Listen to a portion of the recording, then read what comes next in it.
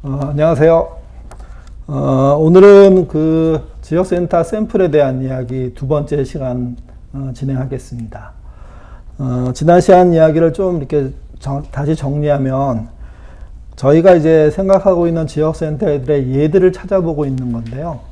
지난주엔 동네 작은 도서관을 통해서 공간을 통한 지역센터를 어떻게 운영하는지 어떻게 이렇게 이어가고 있는지 살펴보았습니다.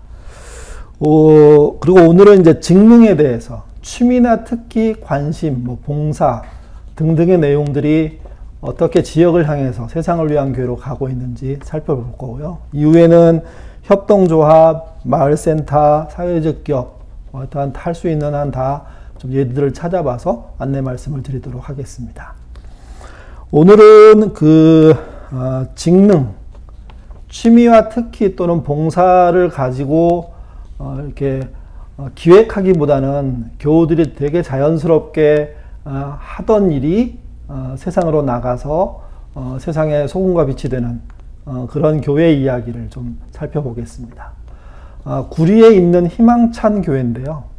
여러분들 희망찬 교회 이야기를 좀 들으시면서 어떻게 하면 나의 아주 자연스러운 그런 재능들, 그리고 관심사들, 그리고 함께 모여한 봉사들이 세상을 향해서 가고 지역센터가 될 수 있는지 이렇게 살펴보시길 바랍니다. 지금부터 희망찬 교회 이야기 시작하도록 하겠습니다. 먼저 희망찬 교회를 좀 소개시켜주면 좋을 것 같아요. 교회를 소개할 때 침례교단이잖아요. 그 침례교단의 특징도 좀 설명을 해주시면 좋을 것 같아요. 네, 희망찬 교회라는 이름은 교인들이 정한 거예요. 교인들이 이제 공모를 해서 제가 생각할 때 기준은 이제 밝고 힘 있는 이름을 좀 정해 주십사 했는데 찬찬찬 시리즈가 나왔어요. 희망찬, 심찬, 그 다음에 무슨 찬인데 그건 기억이 안 나고 그래서 희망찬, 미래 이래갖고 사회에서는 쓰지만 교회에서는 희망보다는 소망이라는 말을 많이 써서 당시에는 거의 희망찬 교회라는 교회가 없었는데 이런 교회가 탄생했고 IMF 터질 때 1997년 가을에 시작했죠. 그리고 또 목사님 말씀하셨지만 침례교회인데 침례교회라는 걸 강조하지 않지만 DNA 자체가 침례교회인. 이제 보통 이제 장로교와 침례교의 차이가 뭐냐라고 할 때 제가 교인들하고 나눴던 것은 장로교회는 상회가 있잖아요. 교회들 위해 상회가 노예고 수직적 구조 속에 교회 내부도 수직적이라는 거죠. 근데 침례교회는 수평적이죠. 그래서 지방회와 어떤 총회가 있지만 그것은 수평적 관계 안에서 선교를 위해서 서로 힘을 모으는 것이고 또 교단으로부터는 행정 서비스를 받는 것에 지나지 않기 때문에 최고의 의결 기관은 교인 총회죠. 이게 이제 침례교회고 회중교회 형태인데 제가 느끼기에는 침례교회 목회하시는 분들이 침례교회를 잘 이해를 못하는 분들이 많아요. 그래서 그분들이 희망찬 교회를 좀 독특하게 보는데 사실은 이게 원래 침례교회이기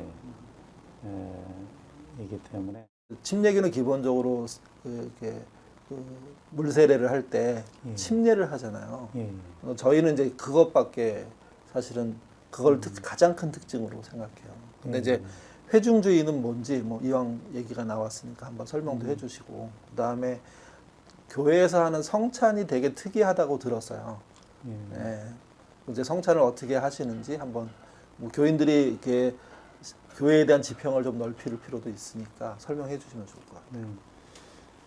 교회 자체가 이제 수평적이기 때문에 목사가 교인들보다 더 우월한 위치에 존재하는 것이 아니라 목사의 직능에 맞는 역할을 하다 보니 이제 앞장을 많이 서게 되잖아요. 그래서 교회 유일한 의결 기관은 교인 총회고 목사와 이제 안수 집사회, 우리는 서리 집사가 없기 때문에 집사회라고 부르죠.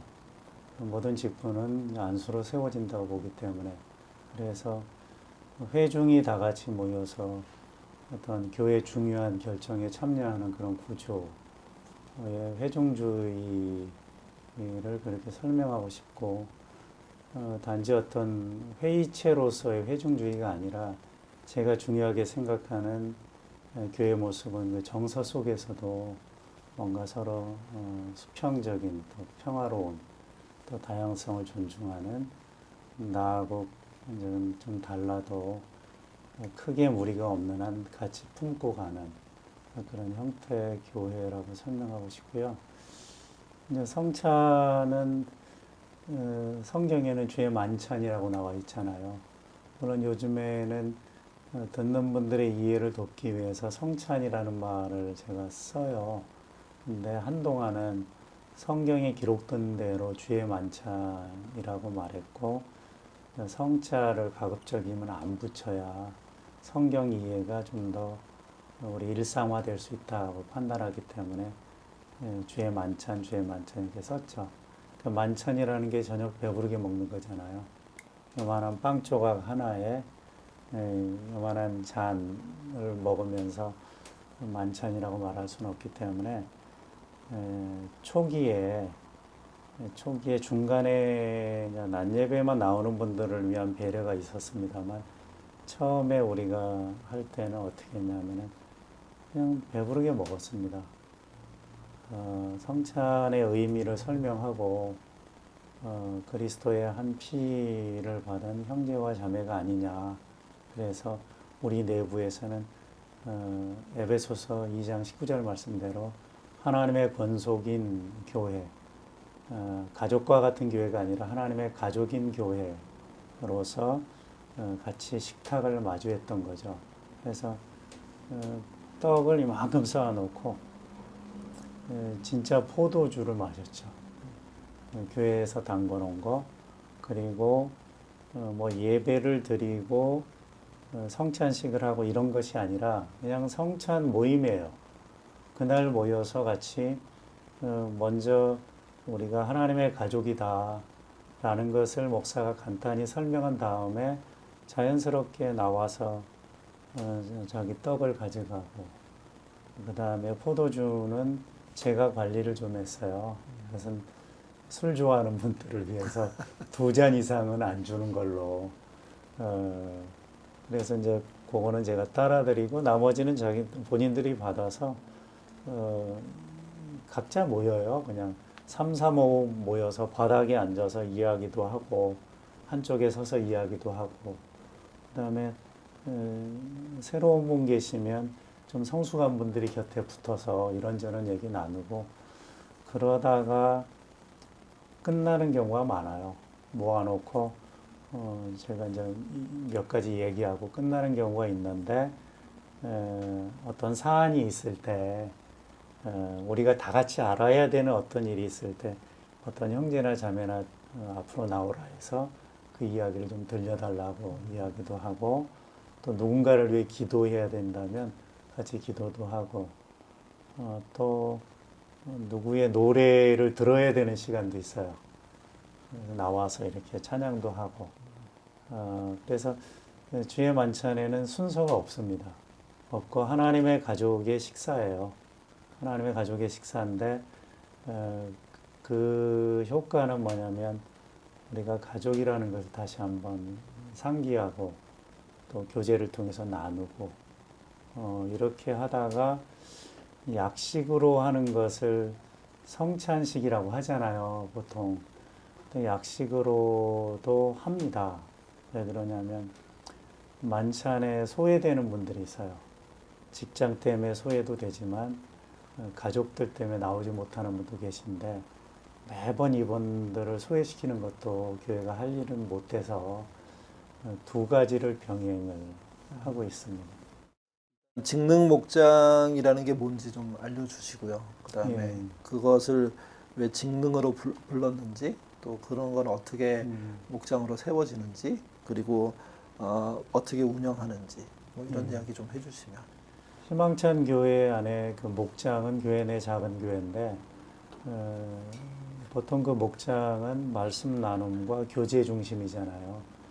근데 이 작은 공동체가 공동체성이 날이 갈수록 강화되는 반면에 어떤 선교적 특성, 제가 생각하는 선교적 특성 중에 가장 중요한 것은 안에서 밖으로 뻗어 나가는 거라고 생각해요. 공동체성은 밖에서 안으로 이렇게 뭉쳐서 하나님의 가족들이 결집하고 교제하고 삶을 나누는 것이라면, 선교는 우리가 나누는 좋은 것들을 이웃과 더불어 또 열방을 향해서 나가는 것이라고 생각을 하는데, 이 교회 내 작은 교회인 목장의 한계를 봤어요. 본인들끼리는 친밀한데 새로운 분이 들어갈 목장이 없더라고요. 목사가 강제로 넣어줄 수 있겠지만 대체적 분위기가 사람을 싫어하는 건 아닌데 부담스러워하는 그런 분위기를 보면서 이건 아니지 싶었어요. 그래서 이제 어떤 직능별 목장을 고민하게 됐는데, 여기 또 하나의 고민이 있었습니다. 주일날 모여서 말씀을 나누고 그 다음에 목장이 모여서 더 길게 자기 이야기를 하면서 말씀에 적용하고 나누고, 그런데 그 멤버가 계속 바뀌는 것도 아니고 몇 명 안 되는 분들이 한 주에 2번 이상 말씀을 듣고 또 한 번은 진지하게 삶을 나누고, 희망찬 교회 같은 경우에 10년, 20년 된 분들이 많거든요. 유동이 많지 않은. 그런데 뭘 그렇게 나눌 게 많고 계속 그 그룹 안에서 서로의 행복을 위해서 나누는 시간이 제가 생각할 때 너무 많은 거예요. 이웃과 나누는 것에 비하면 정말 엄청난 차이가 나기 때문에 이것은 교회의 자칫 부작용이 될 수도 있겠다. 공동체성만 강조되었을 때 이건 좀 문제가 있겠다. 우리 이기적인 정서로 가고 있다는 판단을 했고, 또 하나는 맨날 만나서 말씀 나누는 거를 음식 먹는 거에 비유한다면 맨날 우리들끼리만 뭘 먹잖아요. 그렇게 하지 말고 뭐 좀 나눠주기도 하고 같이 공유도 하고 또 봉사도 하는 그런 목장이 있으면 좋겠다 해서 봉사 중심, 말씀 나눔 중심의 목장은 이미 있으니까 봉사가 중심이 되는 목장이 필요하겠다. 어떻게 이름을 붙일까 하다가 각각의 이름이 있겠지만 통칭으로는 그냥 직능별 목장이라는 말을 붙였습니다. 얼마나 정확한 명칭인지는 모르겠지만 우리 교회 내에서는 직능별 목장하면 봉사를 중심으로 하는 그런 목장으로 다들 이해하고 있죠. 그럼 직능이라는 게 뭐 제 생각으로는 취미, 뭐 특기, 관심, 뭐 봉사, 뭐 이렇게 예, 그런 거를 말을 하는 거죠. 예, 예. 어떤 종류가 있었는지 좀 말씀을 해주시고요. 어떻게 운영되는지. 예, 그 직능별 목장을 생각하게 된 것은 교회 안에 자연스럽게 보이는 모습 때문에 직능별 목장을 제가 생각을 하게 된 거예요. 시작은 제가 아니라 교인들 가운데 있는, 말씀하신 대로 그들의 취미로 모였던 실전사라는 이름은 제가 붙였습니다. 실로 전하는 주의 사랑의 준말로서 실전사 이렇게 붙였는데, 이분들은 주로 이제 뜨개질, 예배 끝나고 식사하고 집에 안 가고 주일 오후나 토요일 날 모여서 뜨개질 하면서 교제하는 분들인데, 이분들에게 보여지는 재미있는 현상이 있었어요. 뭐냐면 뜨개질에 참여하는 분들이 우리 교인들만 있는 게 아니고 아름아름 서로 이제 소문이 났던지 불교인도 오시고 이 지역 사람들이 참여했던 거예요. 그래서 나중에 이제 그것을 제가 좀 사회 봉사와 연결하면 좋겠다 해서 제안을 했죠. 우리가 하나님 앞에 10분지 1을 드리는 사람들이 있잖아요. 자기 소득의 10분지 1을 드리는 사람이 있듯이 여러분의 봉사를 여러분 가족과 아는 사람들만 위해서 사용하지 말고 지역을 위해서, 사회에 있는 어려운 사람들을 위해서 한 10분지 1만 떼서 봉사하면 안 되겠습니까? 라고 이제 제안을 했던 일이 있었죠. 이런 어떤 자연스러운 흐름 속에서 이것이 하나의 목장이 되면 좋겠다 라고 생각해서 이제 직능별 목장이 출발한 거고요. 또 2014년 세월호 사건이 터졌을 때 광화문에서 교회 2.0과 함께 봉사했던 자매들이 있습니다. 그 자매들을 이제 우리 교회에서는 이제 광야에서 생수와 같은 역할을 하자 해서 광야 생수 목장이라고 불렀는데요. 천막 카페 봉사를 주도했던 자매들이죠. 근데 이 커피 봉사의 시작은 되게 이제 이 지역 안에서의 봉사로 시작했어요.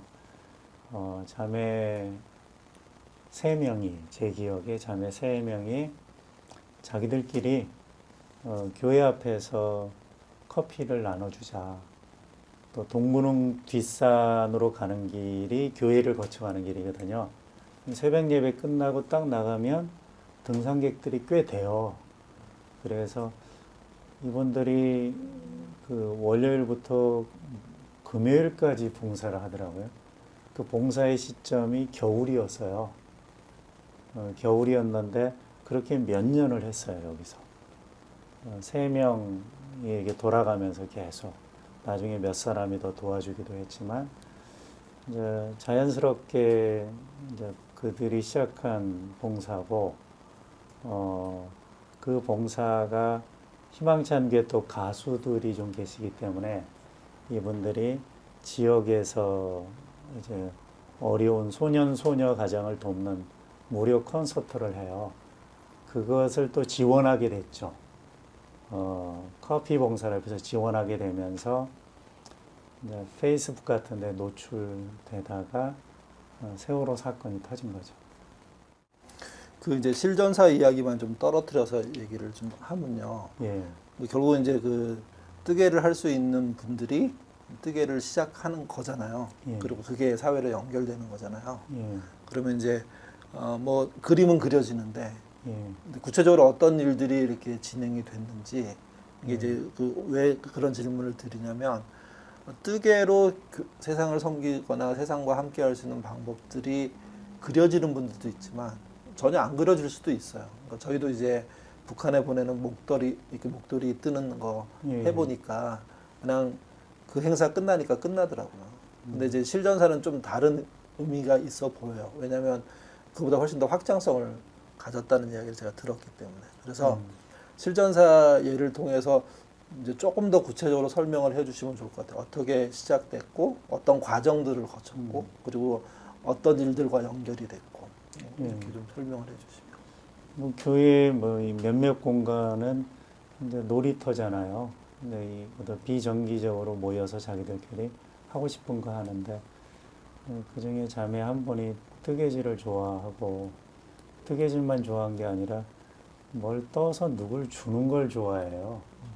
그래서 아기들한테 새로 태어나면 입을 것 떠서 주고 그 다음에 이제 수세미는 어느 가정에서든지 필요하고 빨리빨리 소모되는 거니까 뜨개질을 해석을 만들어서 새로운 분한테 교회가 주는 선물 말고 또 그 자매가 만들어서 이것도 주면 좋겠다고 교회 기증도 하지만 또 본인이 알아서 주기도 하고 자매들이 보고 나도 좀 배우고 싶다고 그래서 이게 모인 거죠. 이제 이렇게 모이는 그 이제 자매들이 아까도 말씀드렸지만 이제 제가 광화문 이제 천막 카페를 하면서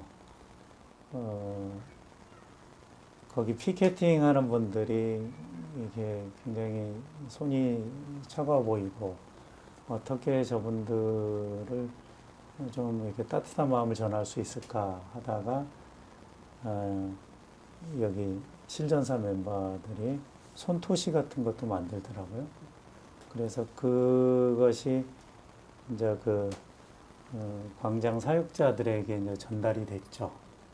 근데 이제 그 전에 이분들이 그런 일을 하고 있었어요. 자기들끼리 만들어가고 누구를 주고 선물을 주고 뭐 그냥 어떤 단체도 가끔 여기 이제 노인정 같은 데 가서 나눠주기도 하고 또 무료 급식소가 요 가까운 데 있거든요.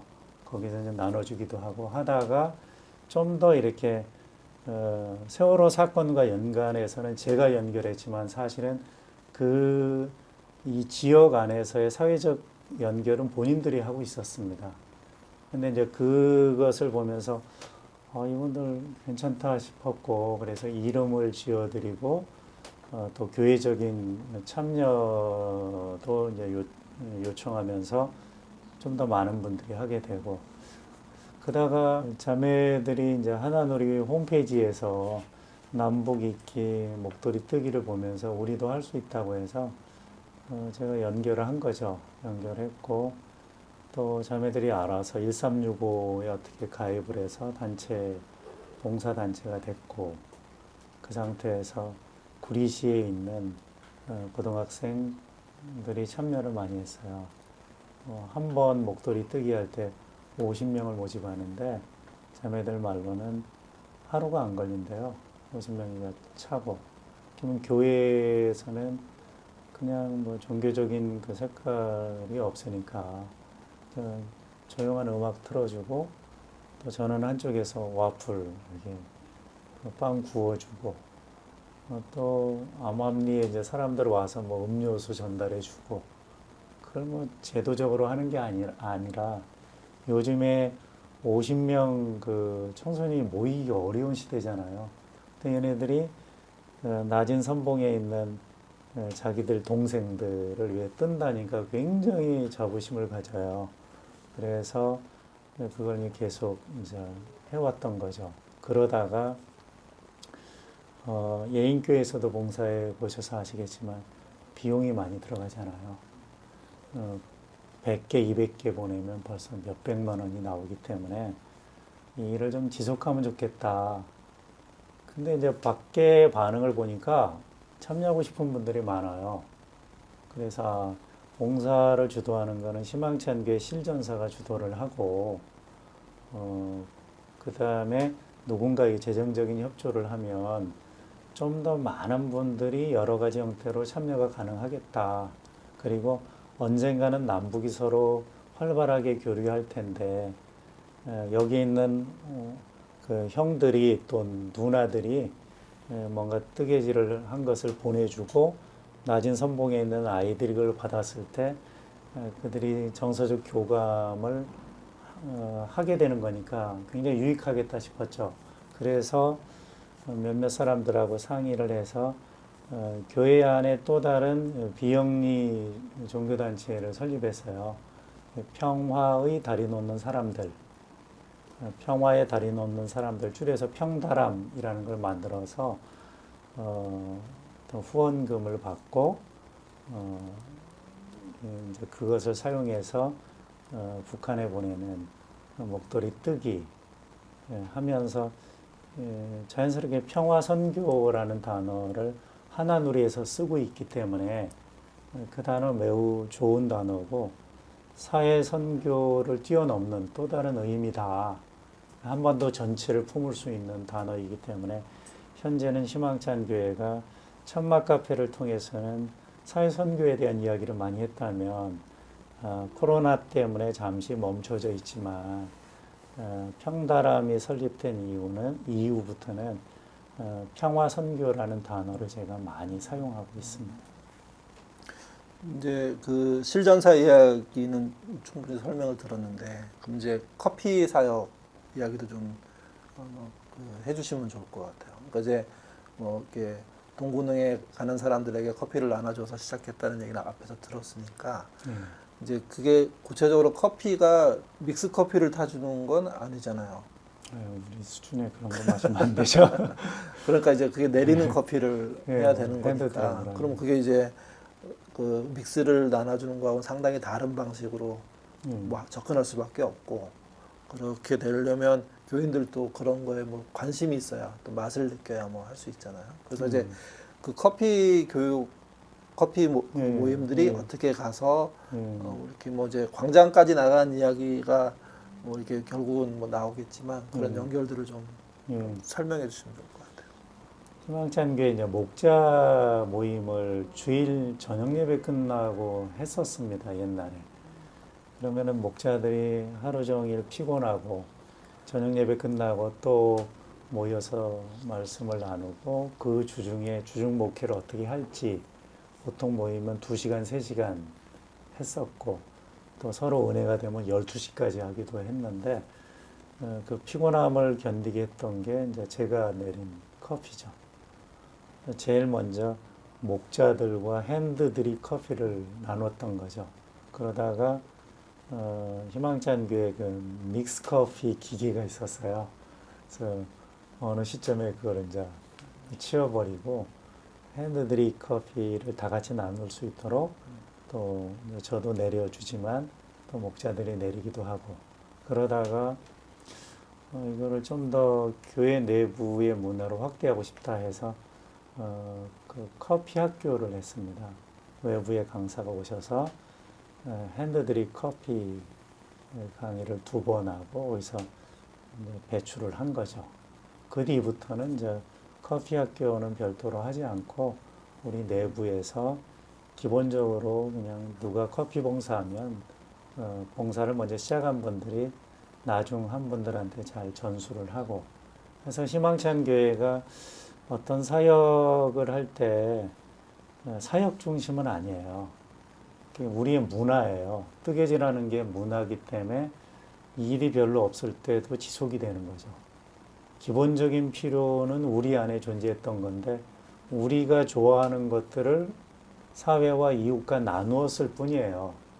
그래서 외부의 봉사에 굉장한 의미를 두지 않습니다. 봉사가 필요하니까 그 봉사를 하는 거예요. 그 봉사의 결과물을 갖고 우리가 뭘 만든다 한다 이런 건 없고요. 그냥 우리의 것을 그냥 나누는 거죠. 그래서 거기서 봉사가 필요하다면 좀 더 이렇게 우리가 부지런하게 움직여서 나누고 그 봉사가 종료되면 그냥 교회로 들어와서 우리끼리 또 커피 마시고 또 우리끼리 필요한 뜨개질하고 이렇게 하는 거죠. 근데 이제 여기서 그 직능별 목장을 만들 때 제 의도가 있습니다. 어떤 의도를 집어넣었냐면 교인 총회에서 이제 의결한 의도가 뭐냐면 봉사를 할 때 봉사를 저는 매우 단순한 입장에서 하거든요. 저기 있는 사람들이 울고 있으니까 눈물 닦아주는 거고 배고프니까 밥을 같이 나눠 먹는 거고 또 너무 피곤하니까 커피 나눠 먹는 거지 복잡한 이론이나 엄청난 사상을 바탕으로 움직이는 것이 아니라 현장의 필요에 의해서 우리가 현재 갖고 있는 것을 그냥 나눌 뿐이에요. 그런데 뭐 천막 카페를 했다든지 뭐 이런 과정 속에서 겪었던 게 뭐냐면은 어떤 일을 할 때는 100% 동의가 필요한 것 같은 교회 내 정서. 다만 2사람이라도 강력하게 반대를 하면 그 일을 못하는 불합리성. 그러면은 하고 싶은 간절함을 갖고 있는 사람들은 계속 좌절을 당하는 거거든요. 그래서 직능별 목장은 기본적인 룰이 교회와 같은 방향이어야 한다. 교회와 같은 방향인지 아닌지는 1년에 한 번 교인 총회할 때 내부에서 어떤 의견이 있으면 그걸 갖고 검토한다. 현재까지는 한 번도 이의 제기는 없었습니다. 어떤 봉사를 할지는 직능별 목장의 그 소수의 멤버들이 전적으로 결정한다. 하지만 교인 전체의 참여를 강요할 수는 없다. 이게 기본적인 룰이에요. 그래서 천막 카페에 참여했던 자매들을 다 지지하는 건 아니지만 지지를 못 받는다고 해서 그분들이 봉사를 못했던 것도 아니고요. 실전사 또한 그렇게 움직이고 있죠. 마지막 하나만 더 공동체 중독을 해결하기 위한 노력이 뚜렷하게 안에서 보였어요. 예. 근데 이제 그게 실제 성과가 그렇게 있는 건지. 그러니까 이제 교회를 사랑하고 교제 중심으로 하고 싶은 사람들이 사실은 교회는 다수인데 그 다수와 그렇지 않은 역할을 해주는 소수가 사실은 혹시 충돌을 하는 건 아닌지 뭐 관련돼서 좀 말씀해 주시면. 이제 그 충돌을 했죠. 이제 특히 세월호 때 이제 충돌을 했고, 그거는 이제 교회적인 준비가 있어서 현장에 나간 것이 아니라 사회 요청에 따라 우발적으로 결정한 일이기 때문에 그런 어려움을 겪으면서 잠시 전에 말씀드렸던 직능별 목장이나 선교 목장을 만들 때 저는 그 전체를 바꾸려는 생각보다는 교회 안에 이제 사회 선교를 한다라고 할 때 공동체성의 에너지를 쏟는 것만을 목회로 이해하는 전통적 교회관을 가진 분들이 꽤 되더라고요. 이분들이 어떤 사회적 봉사를 할 때 불만이 있어요, 분명히. 근데 이제 그 불만을 보기보다 저는 제가 봤던 불만은 하고 싶은데 이분들 때문에 못하는 사람들의 불만이 더 많았어요. 그러니까 되게 부정적인 이야기는 두 사람만 강력하게 얘기해도 전체 파장이 생기는데 긍정적인 어떤 내부의 바람 같은 거는 100%에 도달하기 전에는 실천되지 않는 굉장히 불합리한 게 있지 않습니까?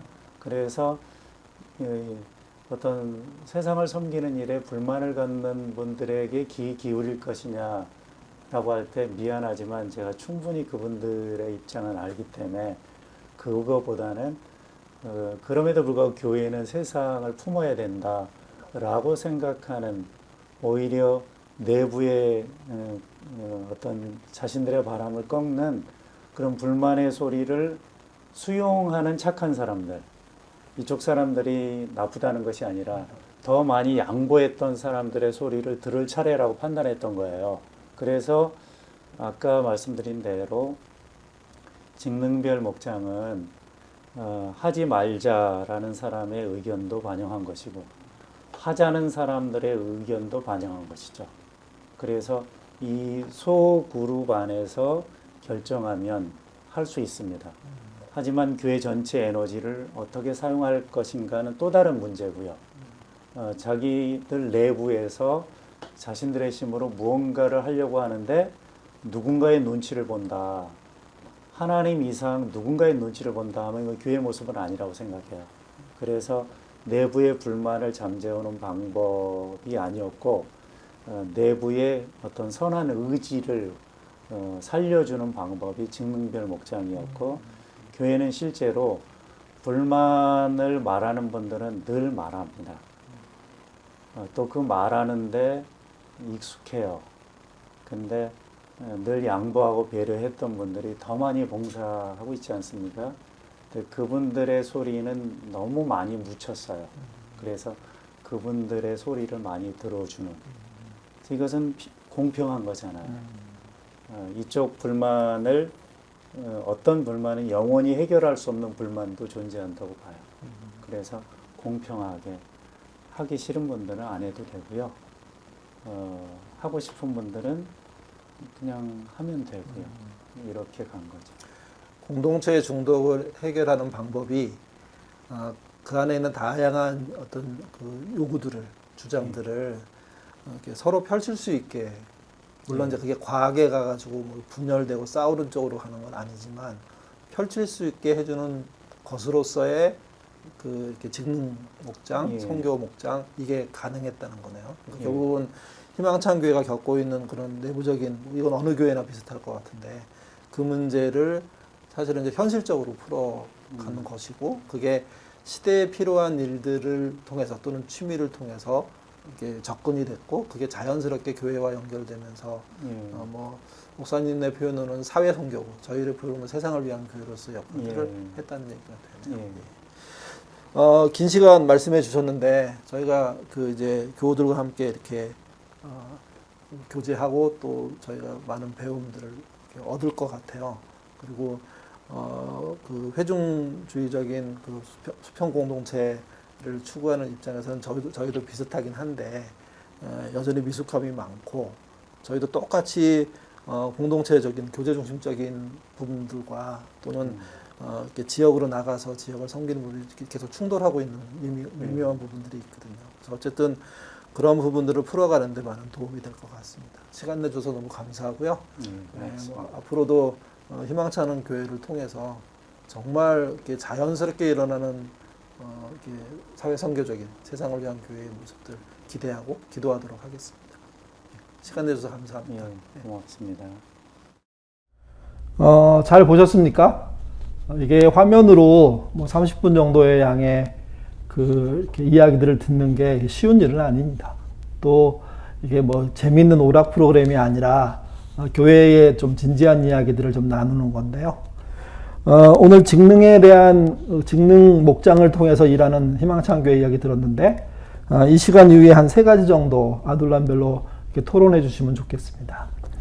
첫 번째는 희망찬 교회에 대한 이야기를 듣고 느낀 점이 뭔지 이렇게 모두가 한마디씩 돌아가면서 이야기해 보시기를 바랍니다.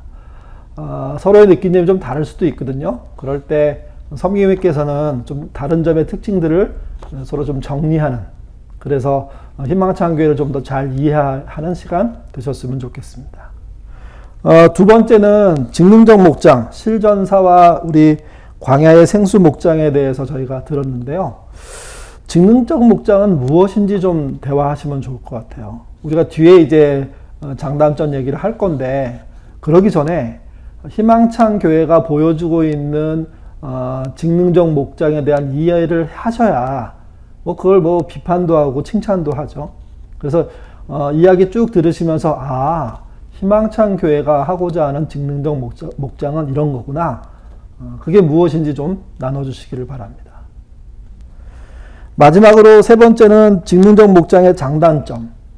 앞에는 이제 저희가 내용을 파악했다면 뒤에는 이제 장점은 뭐일 것 같고 단점은 무엇일 것 같은지 나누시면서 동시에 예인교회가 배워야 할 건 무엇인지. 저희가 이런 모임을 하는 가장 큰 이유는 우리 교회 식구들이 외부에 잘하는 일들을 통해서 배우고 싶은 거거든요. 배운 거 없이 비판만 하면 이 모임 별로 필요 없습니다. 우리가 이제 뭘 배울지, 이런 건 살리자, 이런 건 배우자, 이거 참 좋다. 서로들 좀 이렇게 대화하시면서 예인교회가 배워야 될 점에 대해서 나눠주시면 고맙겠습니다. 이번 주도 여러분들 힘차게 지내시기를 바라고요. 아둘람 개편에 대한 저희가 준비를 하고 있는데 그 결과는 뭐 나오게 되면 운영의 차원에서 말씀드리도록 하겠습니다. 수고 많으셨습니다.